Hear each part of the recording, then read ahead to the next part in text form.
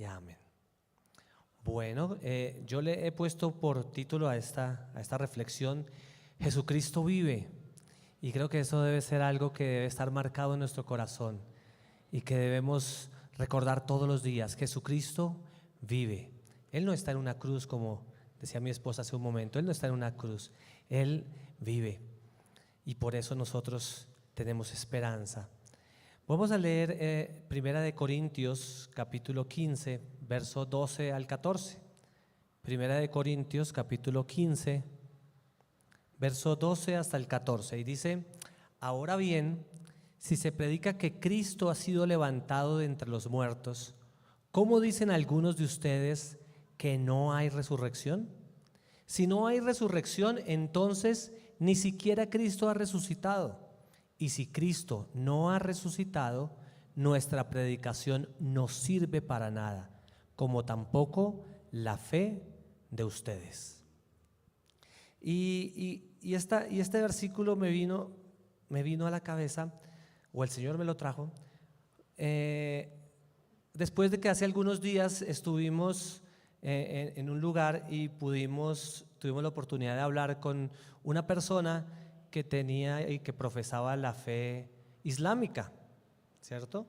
Entonces, cuando hablamos con este hombre, y en algún momento pues yo le hice varias preguntas, pero en un momento le pregunté qué pensaba acerca del cristianismo, y entonces él me dijo que él no creía eso porque es imposible que Dios fuera a entregar a su hijo para morir, que eso no es lógico, y que además que las historias de la Biblia, de la resurrección y así como otras historias, son relatos que no tienen validez porque han sido manipulados con los años. Eso decía este hombre.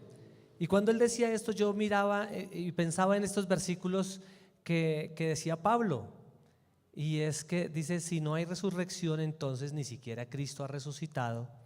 Y si Cristo no ha resucitado, entonces nuestra predicación no sirve para nada, así como tampoco la fe que profesamos, la fe que tenemos. ¿Qué respondería usted, mi hermano, ante esa afirmación?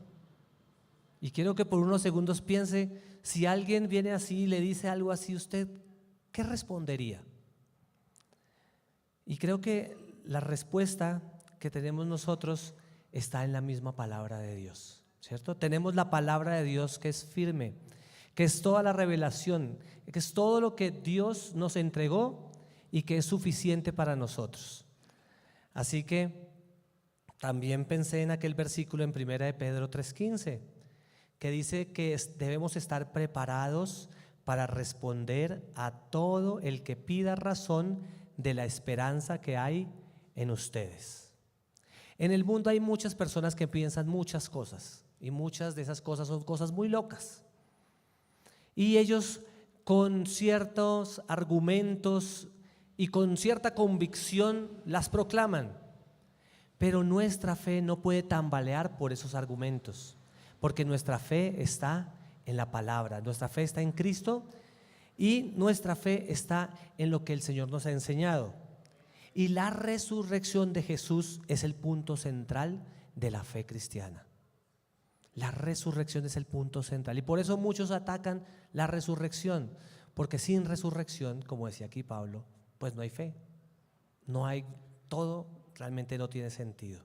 Pero nosotros creemos que Jesús resucitó entre los muertos. La Biblia nos dice que debemos estar preparados entonces para dar razón de nuestra fe. Y con respecto a la resurrección, pues hay varias cosas interesantes. Lo primero es que el que dijo que iba a resucitar fue Jesús mismo, ¿cierto? Un par de veces, mientras él vivía y estaba con los apóstoles, él les contó y les dijo que él tendría que padecer, pero que al tercer día resucitaría. Él mismo lo dijo, solamente que ellos a veces o no querían escucharlo o no lo entendían en ese momento, pero eso que dijo se cumplió. Y por lo tanto, como Jesús resucitó, Él dijo que iba a resucitar y lo hizo, también podemos estar confiados en todas las demás promesas que Él tiene para nosotros. ¿Cuántos dicen amén? ¿Cuántos se alegran por eso? Amén, la palabra está llena de promesas y si Jesús resucitó, lo dijo y lo hizo, también puede hacer todas las demás cosas que nos ha prometido. La resurrección de Jesús también demuestra que es el Mesías verdadero, porque la palabra nos dice en el Antiguo Testamento que el Mesías tendría que padecer, ¿cierto? Tendría que sufrir, pero también nos dice el Antiguo Testamento que ese Mesías se iba a levantar de entre los muertos. Así que nos indica eso, que esa resurrección nos indica que Él no es un falso profeta, que Él no es un impostor, Él es quien dijo que era, Él es quien dijo que es, nuestro Dios, nuestro Señor. Y porque Dios resucitó, entonces podemos estar seguros que nosotros también vamos a resucitar. Amén. Dice la palabra que Él es el primogénito de entre los muertos. ¿Eso qué significa? Que es el primero que resucitó de entre los muertos y nosotros vamos a resucitar también. Así que tenemos esperanza. La muerte no es el final, porque no fue el final para Jesús, tampoco va a ser el final para nosotros. El poder divino que resucitó a Jesús está a nuestro alcance, no por nosotros mismos, no porque lo merezcamos, sino porque ese poder que resucitó a Cristo también puede darle vida a nuestro espíritu que estaba muerto. Y eso fue lo que hizo el Señor.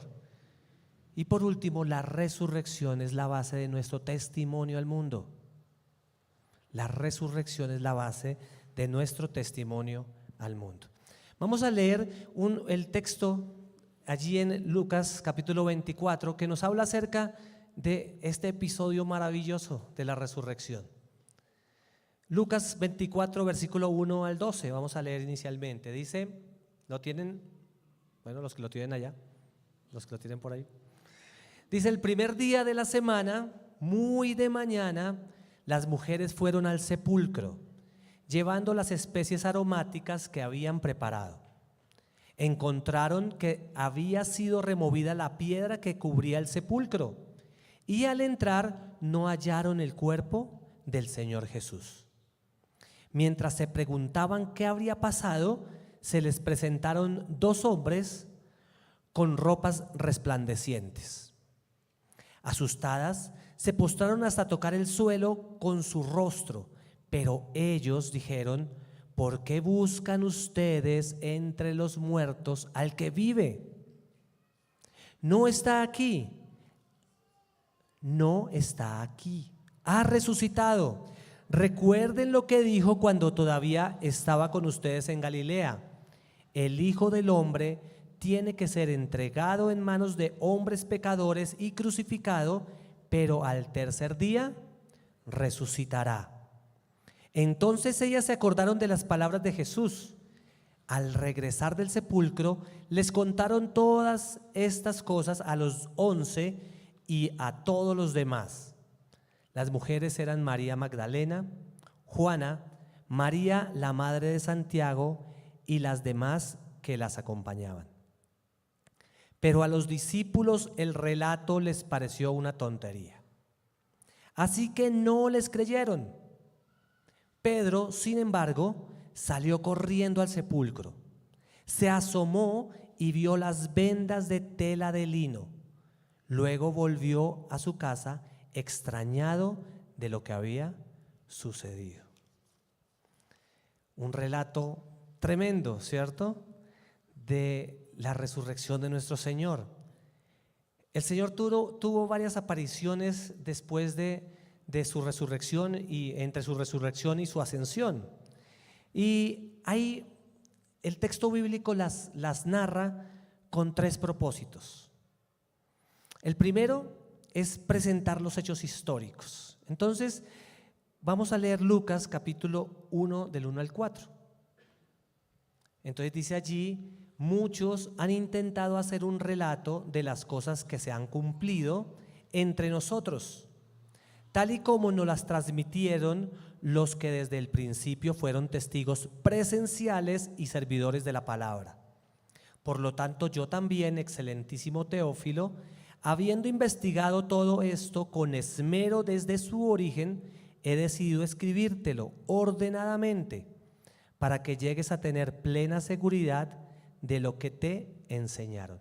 Así que nos damos cuenta aquí, Lucas nos está hablando que es el mismo texto que leímos en el capítulo 24, que esto no eran simplemente habladurías. Lo que está escrito aquí no es simplemente lo que alguien se inventó y dijo y le pareció, ¿cierto? Aquí nos dice que estas escrituras fueron escritas después de haber hecho una investigación minuciosa, después de haber consultado todas las posibles orígenes de todas las personas que incluso vieron lo sucedido.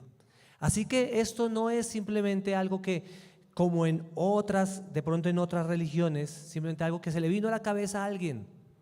No es eso.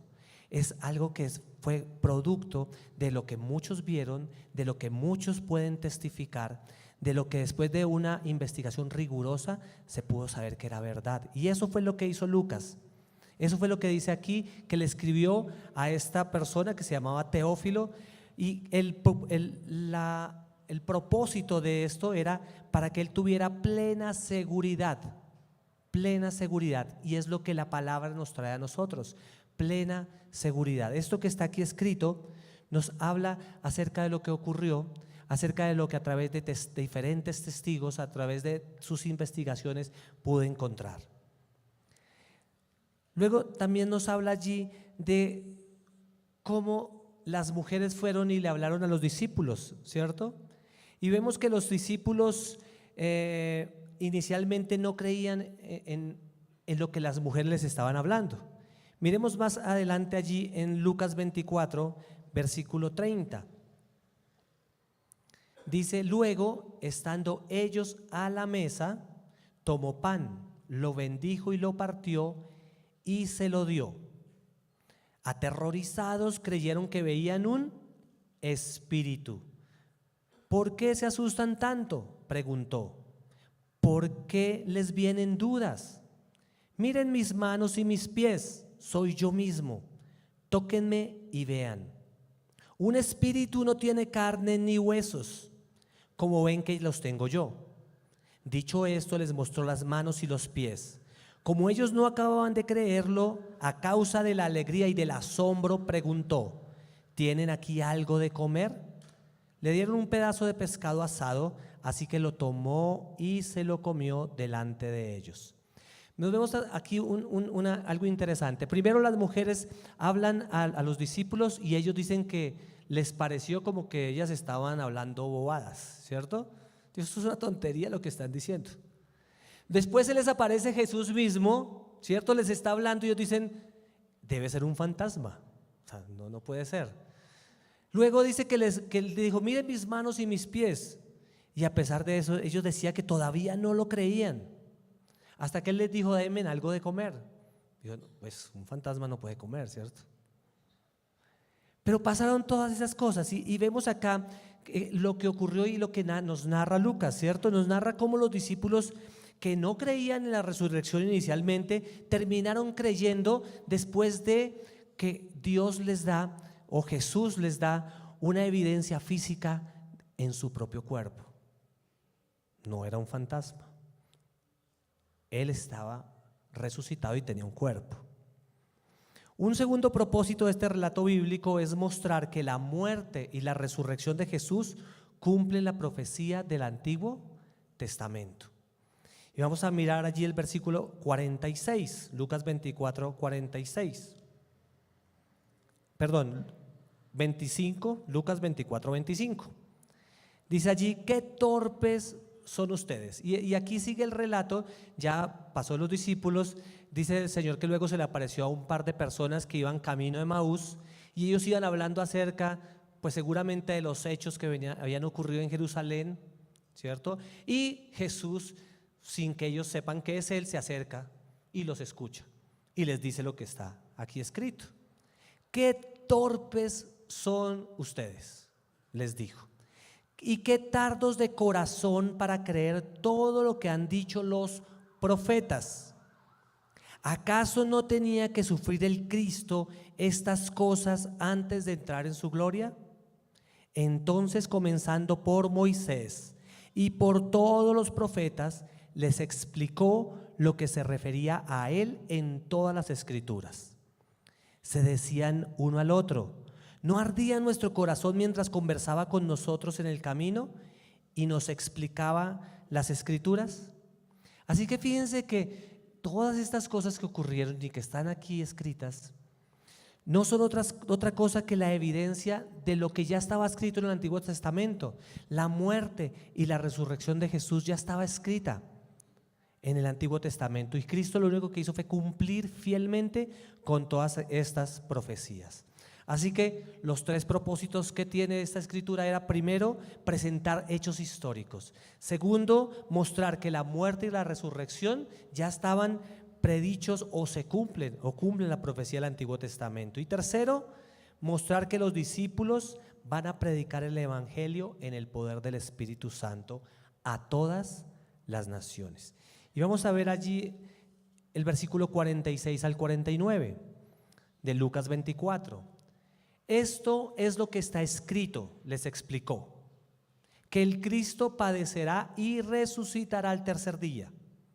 En su nombre se predicarán el arrepentimiento y el perdón de pecados a todas las naciones, comenzando por Jerusalén. Ustedes son testigos de estas cosas. Ahora voy a enviarles lo que he prometido, lo que ha prometido mi Padre. Vuelvo y lo leo. Ahora voy a enviarles lo que ha prometido mi Padre, pero ustedes quédense en la ciudad hasta que sean revestidos de poder de lo alto. Así que hay un resultado de lo que Jesús hizo, de la muerte y resurrección, y el resultado está aquí en estos últimos versículos, que eso que Jesús hizo sería proclamado, sería predicado por todos aquellos que creemos y que hemos sido salvados por eso que Él hizo.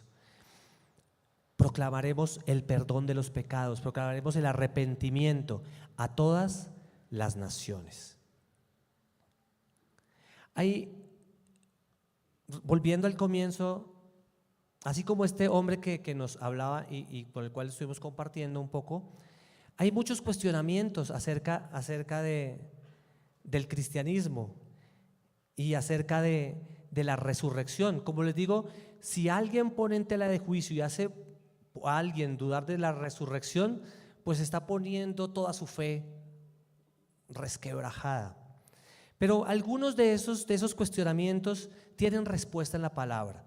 Lo primero es que las mujeres y los discípulos seguramente fueron a una tumba equivocada. Entonces, claro, pues como fue una tumba equivocada, pues ahí no había nadie. Eso es un cuestionamiento que hacen, ¿no? Es que seguramente se equivocaron, no sabían exactamente dónde y fueron a donde no era. Pero eso sería muy fácil de echar abajo, porque ellos estaban proclamando la resurrección. ¿Qué hubieran hecho los judíos, los sacerdotes, que sí sabían dónde estaba Jesús sepultado? Pues simplemente hubieran tomado el cuerpo y decir: no, mira, aquí está el cuerpo, están mintiendo. Así que no es verdad, ¿cierto? Ellos fueron a la tumba correcta. Jesús no estaba allí porque Él no estaba muerto. Él estaba vivo, como dijeron los ángeles. Una segunda cosa es que es muy popular, es que dicen que los discípulos robaron el cuerpo. Entonces, claro, ellos se lo robaron para luego decir que había resucitado. Pero realmente es muy improbable, y no sé si usted lo haría, pero yo me invento una mentira y luego voy a padecer toda mi vida y a sufrir un calvario y hasta morir para sostener esa mentira. Seguramente no lo voy a hacer. Y ellos no lo hicieron así porque ellos realmente experimentaron y vieron al Cristo resucitado. Y por eso estuvieron dispuestos, al ver a Jesús, al ver que Él había resucitado y había cumplido con todas sus promesas, estuvieron dispuestos a padecer y a morir por algo que era real para sus vidas. Una tercera cosa es que dicen las personas es que Jesús realmente no murió en la cruz, sino que Él se desvaneció. Y que luego, cuando ya lo pusieron en la tumba, pues Él se recuperó y quitó la piedra y se escapó. Eso resulta muy poco creíble, ¿cierto? Un hombre que sufrió el azote que recibió Jesús, ¿cierto? Estar 6 horas en una cruz clavado, con una lanza le perforaron entre las costillas. No podría uno creer que en ese estado de salud lacerado, y porque antes los romanos le habían dado todos esos azotes, pues no puedo creer que uno sacara fuerzas para eso, y encima mover una piedra que ni siquiera 3 soldados romanos la podían mover bien, en buenas condiciones. Así que son cosas que están allí que realmente no corresponden. Mire lo que dice Marcos 15:39. Y el centurión que estaba frente a Jesús, al ver cómo murió, dijo: verdaderamente este era el Hijo de Dios. Los romanos eran expertos en esto de la crucifixión. O sea, a ellos no se les escapaba ninguno. Estaba ahí en la cruz y se moría o se moría. O sea, no era posible. Y este centurión, que era experimentado en el tema, lo dijo y lo declaró: este hombre ya murió. Así que esta historia queda sin peso. Juan 19:32 al 34 dice: fueron entonces los soldados y quebraron las piernas del primer hombre que había sido crucificado con Jesús, y luego al otro. Pero cuando se acercaron a Jesús y vieron que ya estaba muerto, miren que no fue solamente el centurión, sino también los soldados, vieron que ya estaba muerto, no quebraron sus piernas, sino que uno de los soldados le abrió el costado con una lanza, y al instante brotó sangre y agua. Así que podemos saber que realmente estaba muerto. Una cuarta cosa es que dicen que Jesús continuó viviendo después de la crucifixión, pero en un sentido espiritual. ¿Sí? Era en un sentido espiritual. Realmente no había ocurrido ninguna resurrección corporal. Eso es falso, lógico. Miremos Lucas 24:40 al 43. Dice: dicho esto, les mostró las manos y los pies. Como ellos, hablando de los discípulos, no acababan de creerlo, a causa de la alegría y el asombro, preguntó: ¿tienen aquí algo de comer? Le dieron un pedazo de pescado asado, así que lo tomó y se lo comió delante de ellos. Y es lo que les decía, o sea, un espíritu no puede comer pescado ni ninguna otra cosa, ¿cierto? Entonces Jesús hizo esto, mostró esto para darnos claridad de que no era un espíritu, no era que aparecía así, ¿cierto? No, él había resucitado en un cuerpo, y por eso podía hacer estas cosas, y estaba con ellos y comía con ellos y compartía con ellos. Miremos Juan 20:27, dice: luego dijo a Tomás: pon tu dedo aquí y mira mis manos, acerca tu mano y métela en mi costado, y no seas incrédulo, sino hombre de fe. Y creo que eso nos está pidiendo el Señor a nosotros. A veces, no sé si a veces le han venido a usted dudas acerca de esto, pero el Señor da muchas evidencias de que su resurrección fue real. Lo otro es que dice que las apariciones de Jesús fueron tan solo alucinaciones. Y pues digamos que en medicina sí existe eso de las alucinaciones, ¿cierto? Y no sé si a alguno de ustedes les habrá alguna alucinación. Algunas personas que consumen cosas a veces les da alucinaciones, ¿cierto? Pero miren lo que dice 1 Corintios 15:6. Después se apareció a más de 500 hermanos a la vez.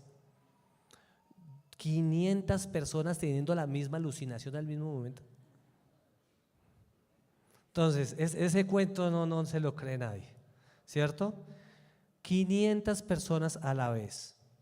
Dice allí: la mayoría de los cuales vive todavía, aunque algunos han muerto.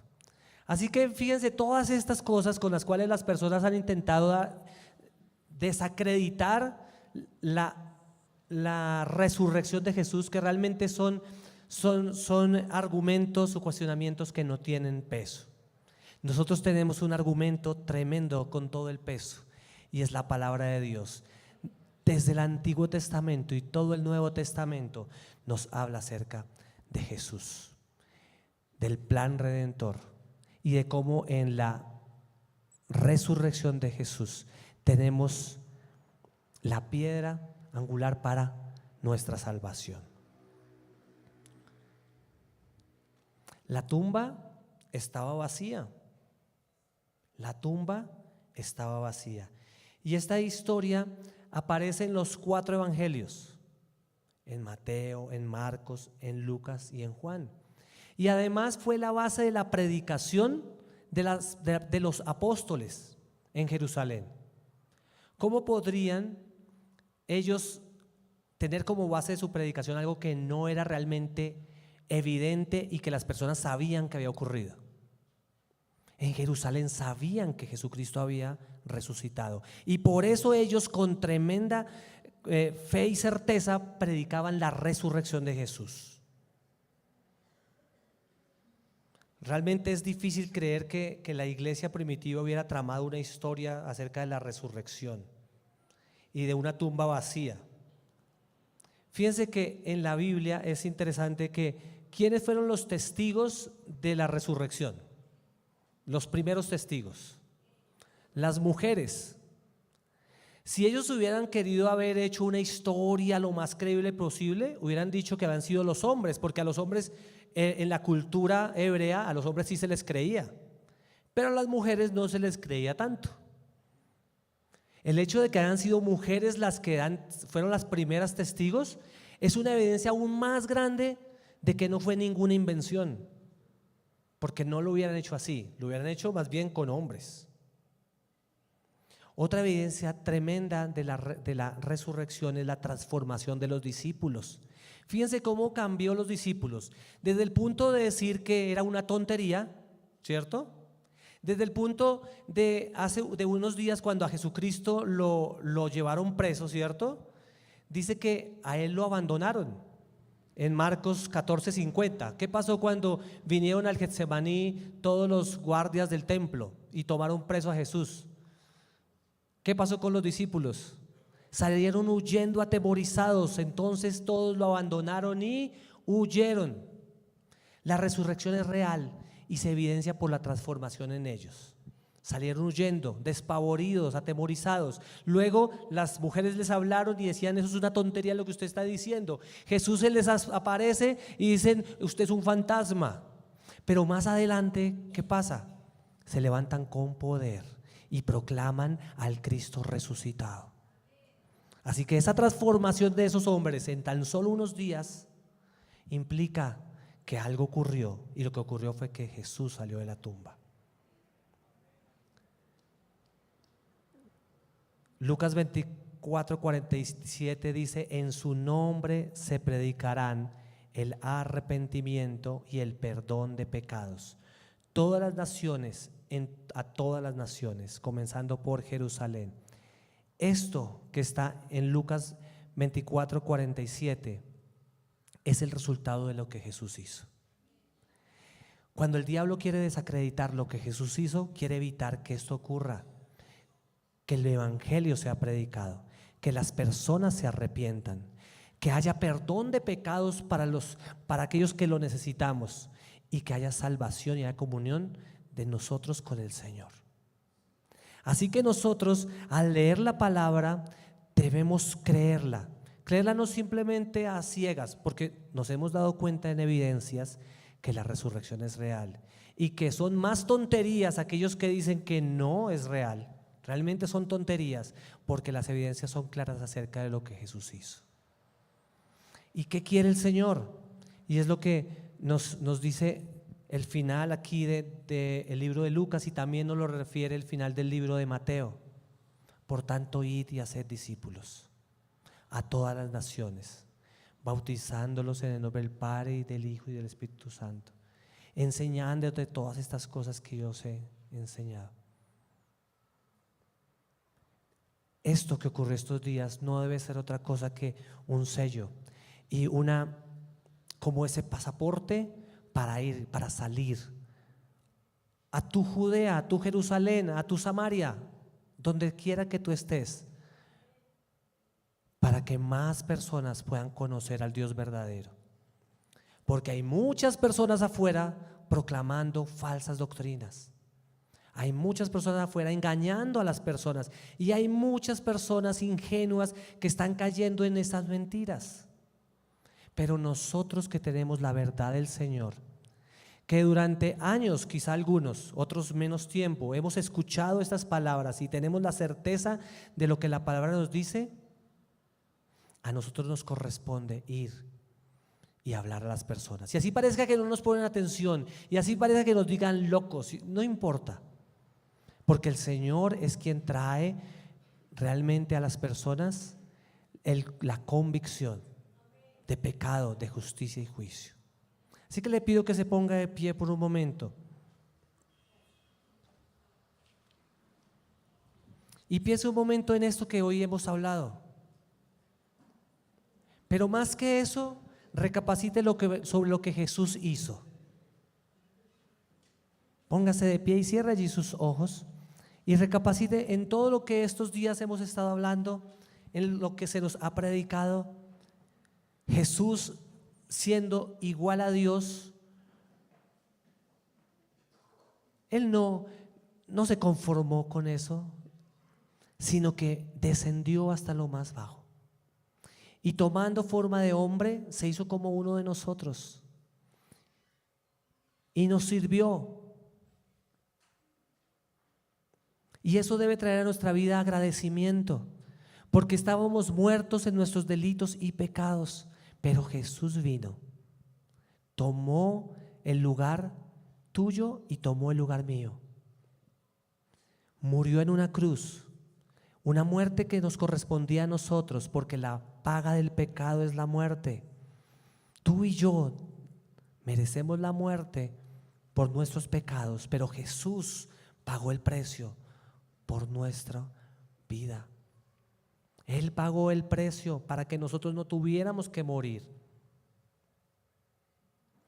Y no se quedó en la cruz, no se quedó en la tumba, sino que venció a la muerte y venció al pecado. Lo que dice allí, que el aguijón de la muerte, que es el aguijón del pecado, que es la muerte, fue vencido.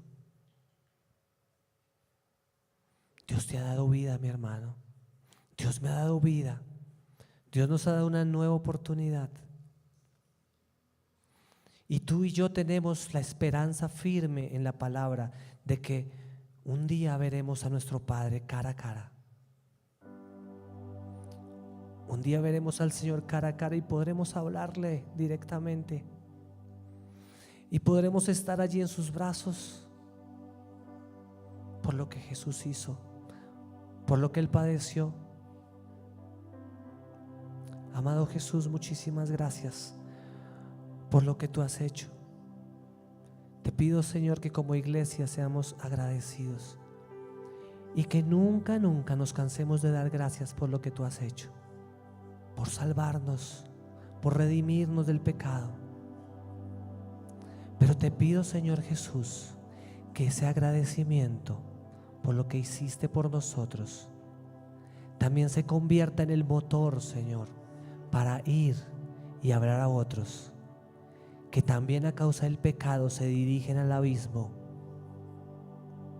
Personas, Señor, que en su ignorancia creen un sinnúmero de cosas que no son otra cosa que falsedades, mentiras, que los hunden cada vez más. Pero, Señor Jesús, tú dijiste que nosotros somos la sal y la luz del mundo. Padre celestial, ahora que hemos sido redimidos, Señor, te pido que avives nuestra vida como lo hiciste con los discípulos. Tú, Señor, resucitaste, pero hablaste con los discípulos y cuando estabas con ellos les dijiste: vayan y hagan discípulos a todas las naciones. Prediquen el arrepentimiento, prediquen el perdón de pecados, porque yo quiero salvar al mayor número. Señor, pon en nosotros ese fuego que ardía en el corazón de Jesús cuando vino al mundo. Padre, pon ese fuego en nosotros. Perdónanos cuando nos distraemos en cantidad de cosas, cuando vivimos de manera egoísta pensando solo en nosotros. Señor, ayúdanos a pensar en nuestro propósito verdadero, Señor. Ayúdanos a apasionarnos, Señor Jesús, por lo que tú has dicho, qué es lo que tenemos que hacer, Señor. Que esa gran comisión, Señor, se haga para nosotros real. Que esa gran comisión sea nuestra misión de vida, Señor. Ayúdanos a responder a tu llamado. Y yo le voy a pedir, mi hermano, que si usted quiere responder al llamado de Jesús, venga un momento aquí al frente.